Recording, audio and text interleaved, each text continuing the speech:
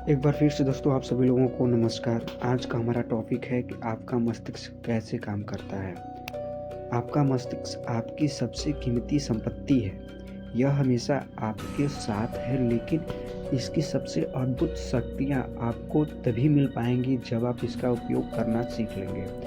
जैसा हम देख चुके हैं कि आपके मस्तिष्क में 2 स्तर, चेतन या तार्किक स्तर और अवचेतन अतार्किक स्तर। आप मन में उत आप मन में उतर जाते हैं, जो आपके विचार की प्रकृति के अनुरूप परिस्थिति बनाता है। आपका अवचेतन मन आपकी भावनाओं का स्थान है। यह रचनात्मक है। अगर आप अच्छा सोचते हैं तो आपको अच्छा परिणाम मिलेगा। अगर आप बुरा सोचते हैं तो आपको बुरे परिणाम मिलेंगे। आपका मस्तिष्क इसी तरह काम करता है। याद रखने वाली सबसे महत्वपूर्ण बात यह है, जब अवचेतन मन किसी विचार को स्वीकार कर लेता है तो वह इस पर काम करने लगता है।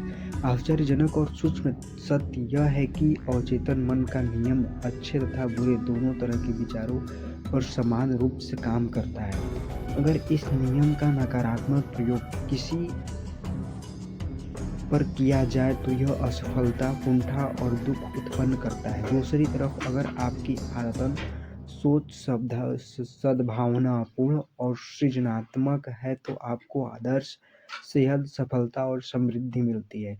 जब आप सही तरीके से सोचने और महसूस करने लगते हैं तो आपको मानसिक शांति और स्वस्थ शरीर हमेशा मिलते हैं। आप मानसिक रूप से जिसे भी सच मानेंगे और जिसका दावा करेंगे, आपका अवचेतन मन उसे स्वीकार कर लेगा और उसे साकार कर देगा। आपको तो बस अपने अवचेतन मन से अपने विचार को स्वीकार भर करवाना है। इसके बाद अवचेतन मन का नियम आपकी मनचाही शांति और समृद्धि उत्पन्न कर देगा। आप आदेश आप आदेश देते हैं और आपका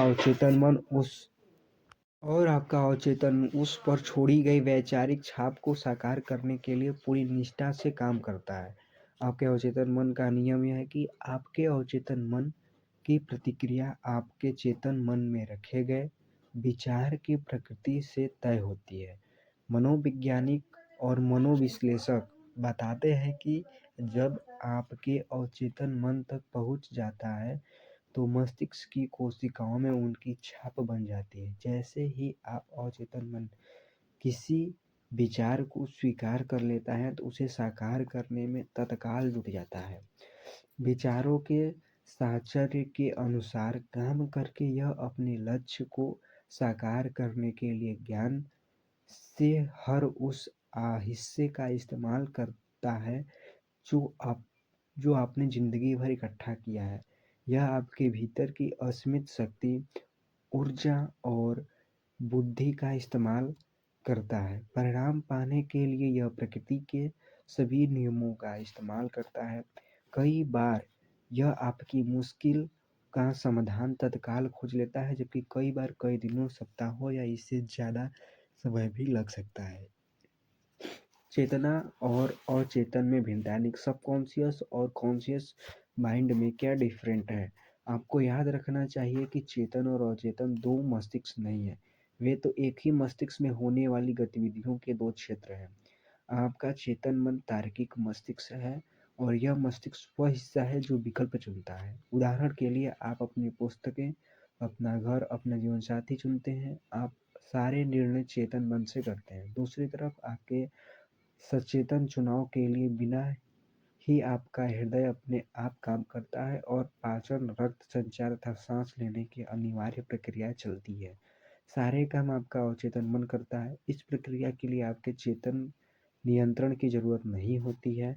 आपके आप अपने अवचेतन मन पर जो भी छाप छोड़ते